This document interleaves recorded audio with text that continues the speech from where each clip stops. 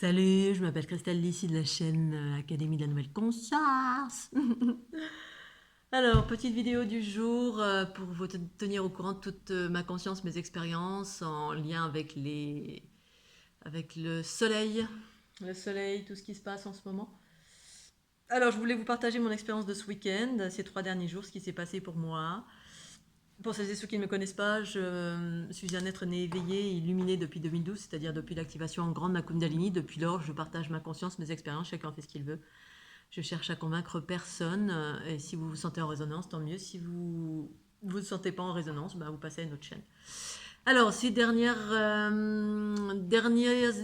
expérimentations. Donc, je ne sais plus quand, jeudi ou vendredi dernier, j'étais un petit peu ballottée. Et puis, du coup, ben, quand je suis ballottée, je me fais monter en fréquence ou alors je vais en altitude justement pour me faire du bien. Et là, je me suis dit, tiens, je vais aller faire une via ferrata. Une via ferrata, c'est des parcours dans les montagnes, dans les falaises. Et puis, j'avais envie de changer. Donc, je suis dans la vallée du Mont Blanc. Je me suis dit, je vais aller ailleurs. Et puis, c'est ailleurs, bah, j'ai commencé à chercher sur Internet. Et puis là, je vois Morzine Avoriaz. Je regarde le topo. Puis, en regardant le topo, je vois monter le mont Sirius. Mont Sirius, là, je vois Mont Sirius, en Haute-Savoie. Je fais, qu'est-ce que c'est que ce truc? Ça fait bizarre. Il faut que j'aille voir.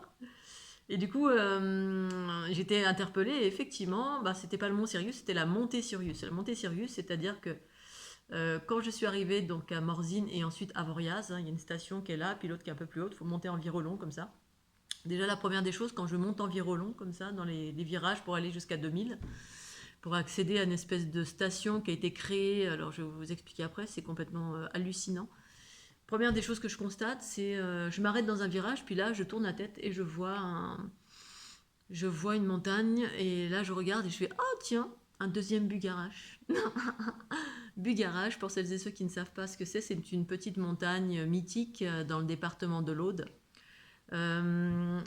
Désolé pour celles et ceux qui sont en dévotion de cette montagne, qui est très magnétique. Beaucoup de personnes débarquent dans l'Aude attirées comme des aimants vers cette montagne. Et pour ma part, en fait, alors ça n'implique que moi, hein, ne vous sentez pas offensé si vous êtes en dévotion. Moi, c'est une expérience autre que j'ai faite en arrivant là-bas dans le département de l'Aude il y a une dizaine d'années. Comme j'interagis sur la grille, alors voilà, c'est comme ça depuis que je suis née, hein, j'ai pris conscience de ça particulièrement en 2012, de cette interaction avec la grille magnétique, pas magnétique, mais la grille géométrique de la planète Terre qui est en train de se rééquilibrer au fur et à mesure de l'évolution de la planète vers son unité, vers l'unité.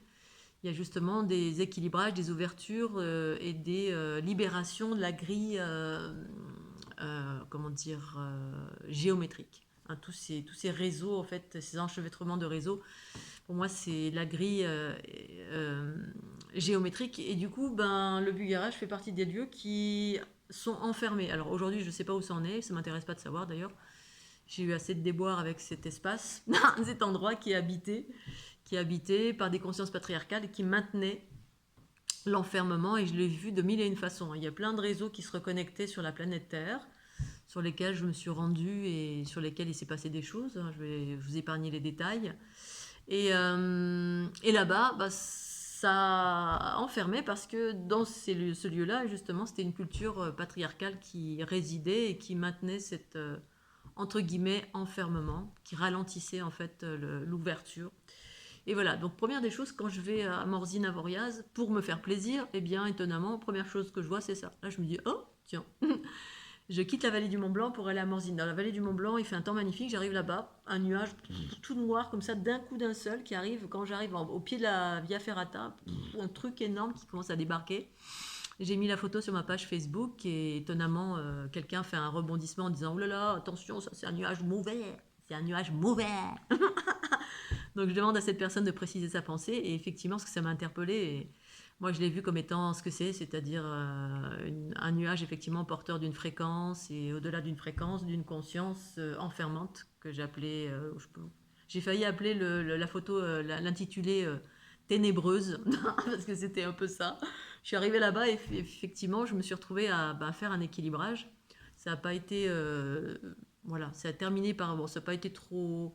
Voilà, d'habitude, tout se passe toujours bien pour moi, mais là, ça a été un peu épique, ce qui s'est passé.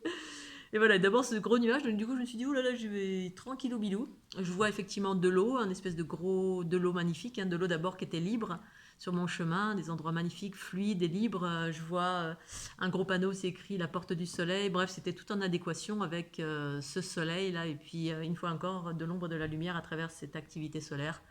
En tout cas, pour ma part, que je partage à travers les ouvertures, les enfermements et les ouvertures qui sont en train de surgir avec ces vents solaires. Et c'était tout à fait en adéquation. Mais je ne savais pas dans quelle mesure, hein. Moi, j'y vais et puis je vois plein de synchronicités. Ensuite, je vois des choses, je sens des choses, je perçois directement. Et là, je me dis, bon, bah, ok, je suis là pour des choses précises, une fois encore, ouvrir, fluidifier, équilibrer, etc.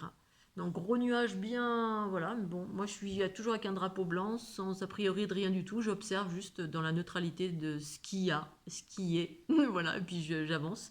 Sur ma petite via ferrata, je commence à y aller, puis là, je vois le panneau fermé. Je suis mince. Et je vois de l'eau, donc de l'eau d'abord qui était libre, hein, dans les ruisseaux, fluide, qui est pour moi l'eau, le support de la conscience universelle ici-bas. Effectivement, dans tous mes périples, une bonne partie de mes périples, ça a été aussi l'ouverture des eaux, hein. Beaucoup d'eau qui était enfermée, le support de la conscience. J'avais fait une vidéo à ce sujet, là, la Kundalini de type eau qui était enfermée parce que les eaux étaient enfermées sur la planète Terre, qui représente le principe féminin originel de la conscience universelle. Et donc, il y avait beaucoup de travail aussi au niveau de l'ouverture des eaux à travers tous mes périples un peu partout dans le monde. Mais pas que.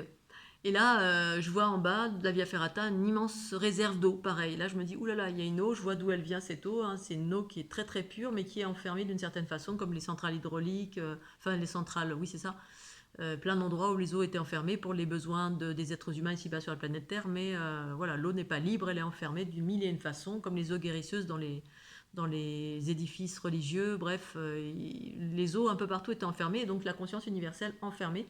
Effectivement, ben, la grille magnétique géométrique pareil est enfermée, puis elle est en pleine libération, hein, au fur et à mesure des personnes comme moi qui passent, et avec ou sans conscience, qui procèdent à ces ouvertures, ces rééquilibrages. Sauf que moi, je vois directement ce qui se passe, quand, comment, pourquoi. Bon, là, je ne me suis pas interrogée, juste vu qu'il y avait un enfermement sur place, je me suis dit, oh, comme d'hab, je viens pour m'amuser, et puis au final, voilà.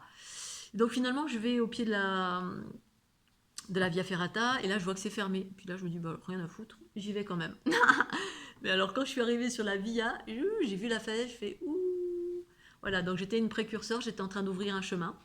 Alors, très symbolique, hein, j'ouvre un chemin parce qu'effectivement, les Via Ferrata, selon où elles se trouvent, l'hiver, elles sont fermées, hein, en Haute-Savoie parce qu'il y a beaucoup, beaucoup de neige.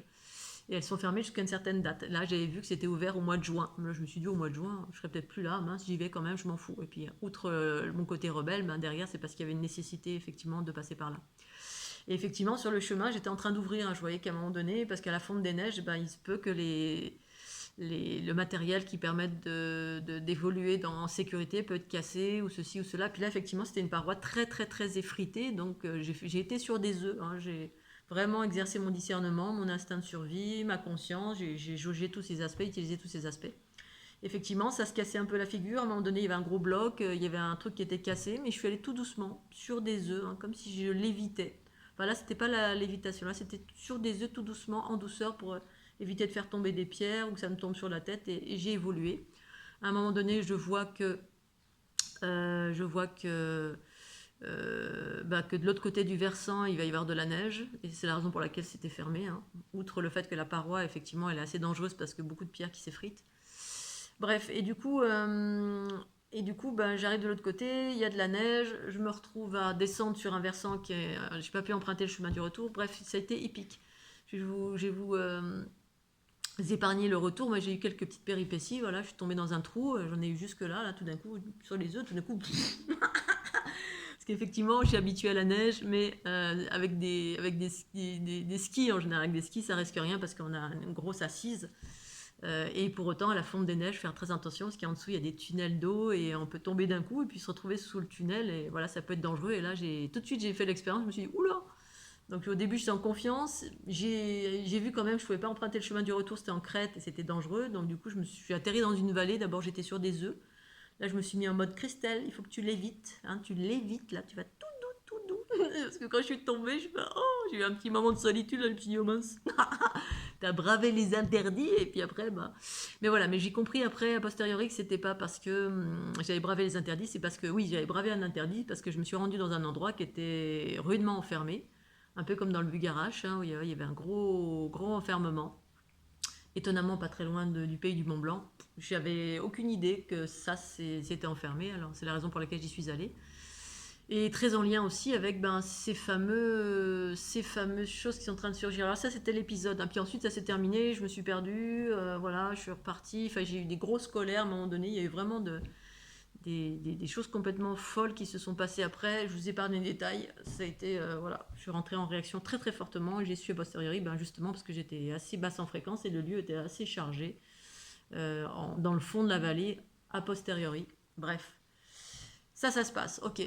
Ensuite, donc il y a eu un espèce d'équilibrage parce qu'effectivement, il y a des enfermements encore sur la planète et il y a des ouvertures qui se font progressivement de par les vents solaires, mais aussi de par les individus qui sont sur la planète Terre. C'est-à-dire moi, vous, nous, tous les piliers de lumière là, qui sont sur la planète avec ou sans conscience, qui ont une action sur ceci ou cela, ou particulièrement ceux qui répandent de la lumière même sans rien faire de spécial, ou ceux qui interagissent sur la géométrie de la planète même sans s'en rendre compte, hein, celles et ceux qui sont nomades et qui bougent beaucoup. Très souvent, c'est ça que j'avais pu observer après mon tour du monde. Bref, ensuite, quand je suis rentrée, hier ou avant-hier, je sais plus, hier soir, je crois, puisque effectivement, moi j'entends quand il y a des éruptions solaires et des vents solaires. Je les entends avant que ça n'arrive, je regarde pas sur internet ni rien du tout, j'entends. Voilà, j'ai plus besoin de confirmation depuis longtemps sur ce qui se passe, et j'en parle même pas parce qu'en gros je m'en fous, hein, c'est tellement souvent qu'il y a des choses qui se passent dans le cosmos. Et là, j'ai entendu rebelote, mais c'était des fréquences magnifiques. Je me suis dit, waouh, je suis émerveillée quand j'entends ça, et puis vraiment fort, fort, fort. Puis voilà, après, ben, là, ces jours-ci, il y a eu des aurores boréales dans tous les sens, et là, je me suis dit, waouh, qu'est-ce qui se passe? Alors, au demeurant, c'est magnifique, hein, vraisemblablement. Mais j'ai eu aussi des infos, j'ai fait une dernière vidéo, là, pour celles et ceux qui l'ont vu, sur le champ électromagnétique artificiel. J'ai eu plein de trucs avec les particules ionisantes, etc. Des choses, bon, je ne suis pas rentrée trop dedans parce que je me dis, bon, bah, de toute façon, à quoi ça sert, on s'en fout. C'est en train de s'ouvrir ou c'est en train d'être ballotté, etc. de mille et une façons. Et puis, j'aime pas faire trop des vidéos qui portent sur du négatif. En même temps, c'est voilà, ni positif ni négatif. Ce sont des, entre guillemets, pour moi, des faits observés par ma conscience à moi. Mais ça n'implique que moi, bien sûr. Hein, je force pas à vous convaincre. Et puis là, récemment, c'est hier soir, ça m'a parlé de harpe, là, en lien avec les aurores boréales. Il y a ma conscience qui a attiré mon attention là-dessus. Harpe, ça faisait longtemps que c'était pas revenu là-dessus. Et donc, bah, je voulais vous parler de ça aussi également, cette notion de harpe. Ensuite, là, tout à l'heure, je sais plus ce qui s'est passé. J'ai vu qu'il y avait une espèce de prophétie où je suis tombée sur un truc qui parlait de... J'étais en train de surfer sur Facebook ou sur je sais plus trop quoi pour me divertir, parce que là, j'ai dansé la cucaracha tout le week-end. Je suis... enfin, là, ça va, mais j'ai mes genoux qui ont... Voilà, 5 heures de randonnée, via Ferrata, 5 heures de danse hier soir. Le genou, il a fait... Donc là, un petit peu de repos quand même. Et pourtant, j'avais la patate, anormalement la pêche hier. Je me suis dit, waouh, c'est en train de libérer à fond, parce que là, j'avais une pêche de chez pêche anormale. Je me disais, c'est pas possible, j'étais en mode complètement galvanisé. Bref, et tout ça pour revenir que, effectivement, j'ai vu tout à l'heure quelqu'un qui parlait d'une prophétie. C'est toujours les trucs de prophétie, ça me saoule ces trucs-là, mais après, bon, bah voilà, c'est ce que c'est. Parce que justement, alors ça parlait d'une prophétie avant l'inversion des pôles, la prophétie de Padre Pio, que avant l'inversion des pôles, il va y avoir des phénomènes d'aurore boréale partout, en France, dans le monde, etc. Et alors ça m'a fait une résonance encore sur le fait qu'effectivement, il y a des protagonistes qui se chargent de créer des choses en phase. Alors c'est pas la première fois que je fais des vidéos à ce sujet, hein. Il y a des prophéties qui disent que ceci, cela, comme 2012, hein, voilà, 2012 c'est un exemple parfait, hein, la fin du monde. Et il y avait des prophéties dans tous les sens qui parlaient de la fin du monde, et du coup, bah, il y a plein de gens qui ont pensé que c'était la fin du monde véritablement, et qu'il y a un rassemblement à Bugarache, et du coup, ça a généré de la peur pour toutes les personnes qui suivent les prophéties, hein, qui ont regardé Nostradamus ou Padre Pio ou machin ou bidule. Alors les prophéties négatives, bien sûr, hein, qui parlent de la fin du monde. C'est comme les vidéos sur le catastrophisme. Il y a vraiment des entités derrière qui ne font que ça, hein, qui sont peut-être payées ou qui sont manipulées dans leur énergie pour ne générer que des vidéos. Alors, en plus, c'est des vidéos magnifiques. Hein, on voit qu'il y a des montages, il y a des trucs vraiment très, très, très, très parlant justement pour que ce soit subjugant pour les personnes qui regardent. On ne s'interroge pas derrière la petite vidéo toute pourrie qui est dans un coin sombre, on se dit bon ça c'est tout pourri, mais tout ce qui éclate comme est plein la vue, vous pouvez être sûr que la plupart du temps, pas toujours, hein, mais la plupart du temps, parce que sachez ça demande beaucoup de techniques, de temps, de moyens parfois pour mettre en place des grosses vidéos. Et puis derrière, c'est des organisations parfois qui sont là pour balancer, pour créer en fait une influence, que ça vous influence vous, et quand on est influencé, eh bien on est dans la croyance d'une chose, et quand on est dans la croyance d'une chose, eh bien on crée cette chose. Et il y a des entités qui sont chargées aussi de vous conforter et de créer littéralement ça. C'est-à-dire, il y a eu une prophétie, on va faire en sorte que ça se mette en place et on le crée de toutes pièces. Voilà, pour potentiellement, je ne sais pas quoi, créer du chaos, créer de la peur, je ne sais pas. Et la peur, c'est quoi? C'est une énergie qui enferme les individus. La peur sépare, la peur manipule. Donc voilà, je voulais juste vous partager cette notion de, ok, pour moi ce que j'ai vu c'est qu'il y a des choses très très belles qui, à travers ces particules cosmiques, parce que moi je les entends comme telles, dans ma conscience et dans mes oreilles, dans mon corps, hein, je les sens comme telles. Et puis après effectivement il y a les effets collatéraux parce que les hautes fréquences, eh bien, elles viennent ballotter et ouvrir, et donc du coup elles viennent chahuter un peu les basses fréquences de ce monde, et puis ces basses fréquences, eh bien, elles se mettent à circuler sur la grille, donc du coup comment dire, les empâtes absorbent. Mais voilà, pour ma part, je touche du bois, pour moi ça va. Voilà, physiquement, il n'y a plus aucun problème, je suis en pleine forme. Le bobo là, il est en traitement, voilà, tout va bien. Mais sinon, je vois des très très belles choses en termes de quand je sens ces particules qui débarquent. Après, cette notion d'enfermement, effectivement, la planète Terre, en fait, c'est cette notion de harpe. Je ne sais pas pour quelle raison. Je pense que c'est la même raison que depuis toujours, hein. C'est-à-dire il y a des entités qui maintiennent l'enfermement. Cet enfermement est artificiel. C'est un peu comme le Covid, hein. On a instauré des choses, on a mis des choses dans le corps, et ça générait un champ électromagnétique qui vienne enfermer la conscience, pour certains, la conscience universelle de l'individu, qui répond du coup à des schémas pour aller dans telle ou telle direction, hein. C'est-à-dire le schéma des esclaves que nous étions au regard de ces entités qui nous gouvernent, qui sont patriarcales, qui ne veulent pas perdre leur cheptel et continuer et s'ils ne peuvent pas continuer, genre partir ailleurs pour conquérir d'autres mondes. Parce qu'on est dans la prédation, et quand on l'est un jour, on peut l'être toujours, hein. Et puis on évolue lentement, ce que j'appelle l'ADN du crocodile, hein. On évolue avec lenteur. Pour autant, il y a des êtres qui sont en train d'aller vers leur unité, et celles et ceux qui veulent aller vers leur unité, c'est la raison pour laquelle on doit rentrer en soi, pour ma part en tout cas, pour vraiment s'émanciper de tout ce qui est à l'extérieur. Et puis quand on rentre en soi, on se met à sentir, à savoir et à s'abreuver à sa propre source, hein, c'est-à-dire la conscience qui se met à nous parler, ou alors être en lien avec des protagonistes qui vous évoquent l'unité et qui vous proposent de la libération, c'est-à-dire de l'unité, l'union-fusion en soi, qui amène à votre autonomie, et puis capter les belles choses, hein, ces particules cosmiques qui viennent, on ouvre en grand et hop, ça nous ouvre. Et sinon, effectivement, on reste dans l'enfermement électromagnétique. C'était l'électromagnétisme artificiel, hein, ce fameux. J'ai vu que c'était en lien avec HARP. Ça faisait un bon moment que je n'avais pas entendu parler de ça. Et là, étonnamment, j'ai regardé un petit peu hier soir. Étonnamment, parce que quand ma conscience me parle de HARP, je dis tiens, je vais taper HARP pour voir. Et comme par hasard, je tombe sur des expérimentations, création d'aurores boréales artificielles. Et là, je me dis bon, ok, voilà. Après, je m'en fous. Je vous le partage juste ici maintenant. Ça change ni plus ni moins. Pour moi, c'est toujours pareil, qui est ça ou ceci ou cela, en gros, je m'en fous. Tous les événements indiqués à l'extérieur, je m'en fous. Ce qui est important, c'est que je sois à l'intérieur de moi, que je sois bien, je sois à l'écoute et que je m'abreuve à la source pure de mon être. Que je fasse attention aussi de ne pas être manipulée par les égrégores de masse, par les informations du catastrophisme, par plein de choses qui racontent 3 milliards de trucs. J'essaye autant que faire se peut de rester ici et maintenant, dans ma joie, dans ma bonne humeur, ici et maintenant, je m'incarne en qualité d'être humain, j'écoute ce qui se passe quand il y a des choses qui se passent, hein, notamment tiens, j'irais bien faire une via ferrata à Morzina Voriaz. Et puis je me retrouve à Oulawar. Du coup, je voulais vous dire, l'endroit où je me suis trouvée, c'était improbable. La ville d'Avoriaz, qui est une station de ski qui a été créée, je ne sais pas quand, d'ailleurs, je n'ai pas encore regardé. C'était la montée de Sirius, ça s'appelait. Je suis arrivée, les bâtiments, on aurait dit que j'étais sur une autre planète. C'était atypique, tout en bois, avec des tours rondes, des tours en bois, des trucs qui ressemblaient à, on aurait dit, une vision d'une autre planète. Les bâtiments, ça s'appelait Aldébaran, Altaïr, Sirius. Je me suis dit, le gars qui a créé ça, alors soit c'était vraiment en lien avec le lieu, parce que il y avait des énergies d'obscurité, hein, ces fameux gros nuages. Il y avait un deuxième garage. Je me suis dit, qu'est-ce que c'est? Certainement que c'était enfermé encore sur la grille géométrique. Certainement qu'il y a des endroits qui étaient habités dans la montagne ou quoi, comme dans le Mont Blanc. Il y a plein de montagnes qui sont habitées dans les plans de conscience éthérés, on va dire. Et bon, ben voilà, encore des plans de résistance, comme j'en ai rencontré d'innombrables ces 10, 20 dernières années, un peu partout sur la planète. Mais c'est vrai que je suis un petit peu moins en mouvement en ce moment parce que je suis un peu en vacances. Et pour autant, je suis jamais vraiment en vacances parce que quand on absorbe, j'absorbe quand même malgré tout quand je suis là.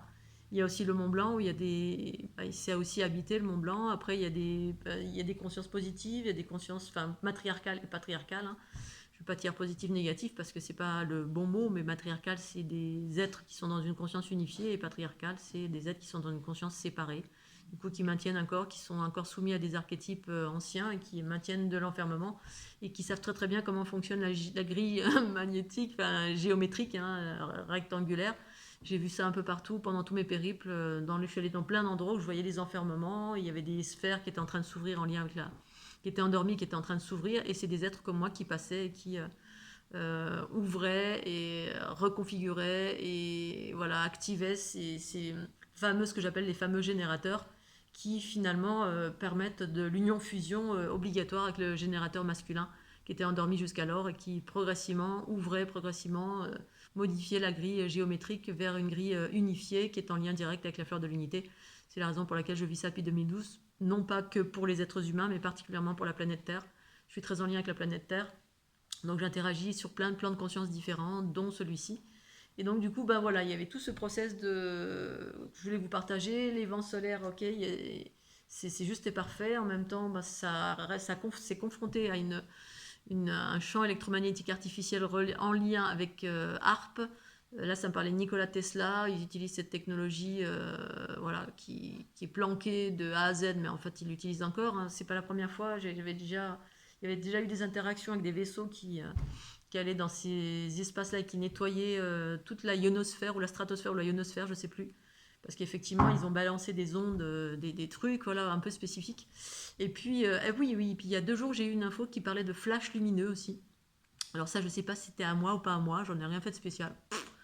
Je n'ai pas cherché à déployer l'information, mais voilà, ce qui était important, c'était surtout ce partage avec ARP, cette technologie où ils font des expérimentations une fois encore. Et puis, entre-temps, j'ai appréhendé le fait ils avaient fait péter du nucléaire aussi dans la bande de Van Allen, je sais pas trop quoi, ça je savais pas. Donc je pense que c'est pour ça qu'il y a eu des nettoyages il y a quelques années en arrière avec des vaisseaux qui étaient en train de nettoyer la haute altitude, parce que aussi c'était enfermé, parce que bon, peut-être bien pour des raisons justes ou pas, hein, l'enfermement il a sa justesse aussi, parce qu'effectivement tant qu'on n'est pas unifié, en gros on est soumis à cette influence patriarcale qui nous gouverne, parce que on a le choix d'aller vers l'unité ou pas, parce que parfois on n'est pas prêt non plus, et c'est la raison pour laquelle il y a plein de gens qui en période de Covid, se sont fait vacciner. Et puis, voilà, on l'a fait, hein. C'est la preuve, une fois encore, qu'on n'est pas prêt pour nombreux d'entre nous. Parce que, pour plein de raisons, parce que l'unité, pour moi, c'est vraiment des processus de libération qui sont très, très extrêmes. Et tant qu'on n'est pas complètement libéré de plein de choses, eh bien, on réagit encore aux stimuli reliés à la peur d'une multitude de choses, de perdre ceci ou cela. Et puis, c'est pas un jugement, c'est ce que c'est. Pour autant, celles et ceux qui sont là, qui vont vers leur unité, rentrez autant que faire se peut, rentrer en vous, connectez-vous à la source pure de votre être. Et puis, pour moi, c'est le seul et unique chemin que je propose, outre le fait que je propose des outils comme la fleur de l'unité qui vous amène justement vers vous, hein, qui propose de l'émergence de la conscience à partir de cette réinformation. C'est une réelle aide qui est apportée par une conscience entre guillemets exogène de laquelle je fais partie. Après, c'est à prendre ou pas. Voilà, on croit, on croit pas. Libre à vous. Moi, je cherche pas à convaincre, mais pour autant, les aides sont là, existent de partout, à travers Christelle ici ou d'autres. Libre à chacun de se sentir en résonance, d'utiliser ou pas les outils qui ont été apportés ici-bas sur la planète Terre pour cette transition. Voilà les amis, je vous fais des gros bisous. Aujourd'hui, il fait super bon encore, je profite. En tout cas, artificiel ou pas, les aurores boréales, je les ai vues en photo, c'est extraordinaire. D'autant plus que c'est rose. C'est bizarre, c'est tout rose. J'en ai vu des multicolores aussi. Alors que ce soit artificiel ou pas, en tout cas, ça a le mérite d'être beau. Juste pour ça, merci, gratitude pour ces moments. Après, voilà, ici maintenant, je suis dans mon instant présent, à chaque instant, je profite. Hier, j'ai dansé 5 heures, ça faisait 3 semaines ou 2 semaines où je n'étais pas sortie. Que du bonheur, j'avais la patate de dingue. Et voilà, et je profite comme si ma vie c'était à chaque fois le dernier moment, hein, comme si à chaque fois, depuis que je suis née, c'est un peu ça, hein, Je profite à chaque instant parce que demain, je ne sais pas, donc on ne sait jamais. Et du coup, ben, je suis sortie et je me suis régalée. J'espère que vous pouvez en faire tout autant, profiter de la life. Et je vous embrasse bien fort et à tout bientôt. Pensez au petit pouce bleu. Tchuss.